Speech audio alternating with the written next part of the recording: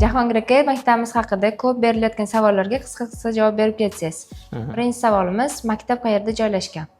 Hop, maktabimiz Joni School xususiy maktabi Toshkent viloyati Bekobod tumani Zafar shaharchasida Chevrolet avtosalonining yonida joylashgan.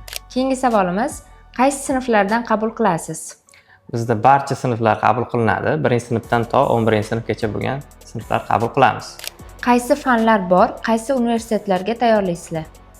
Hop, bizda barcha fanlar bor, lekin biz ixtisoslashgan va chuqurlashtirib o'tadigan fanlarimiz bu matematika va ingliz tili hisoblanadi. Chunki biz asosiy maqsadimiz o'quvchilarni chet el universitetlariga yo'naltirish. Ingliz tili qanday darajada o'rgatilinadi?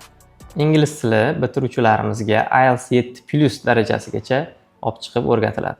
Maktab nechidan nechagacha bo'ladi? Maktabimiz ertalab 8:30 dan obeddan keyingi 5 largacha davom etadi. Ovqatlanish tizimi bormi? Albatta, ovqatlanish ham buni ichiga kiradi. Qo'shimcha to'garaklarchi?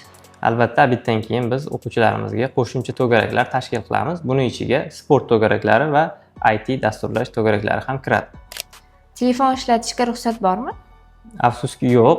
Bizda xususiy maktabimizda ertalab o'quvchilar kelgan paytda telefonlarini topshirishlari zarur va maktabdan ketayotganda telefonlarni olib ketishadi. Attestat berasizlarmi? Albatta, biz litsenziyaga ega xususiy maktabimiz. O'shaning uchun 9-sinflarga va 11-sinflarga maxsus attestatlar va diplomlar beramiz. Imtihon bilan qabul qilasizlarmi? Albatta, kelgan har bitta o'quvchini test qilib ko'ramiz. Ularning darajasi ayni paytda qayerdaligini bilib olganimizdan so'ng keyin qaror qilamiz. Qabul qachondan boshlanadi? Hozirda qabul yopiq. Qabulimizni iyul oyi oxirlaridan ochamiz va shunda e'lon beramiz. Nega Joni Schoolda o'qish kerak? Joni Schoolda o'qishning bittagina eng asosiy sababi bor.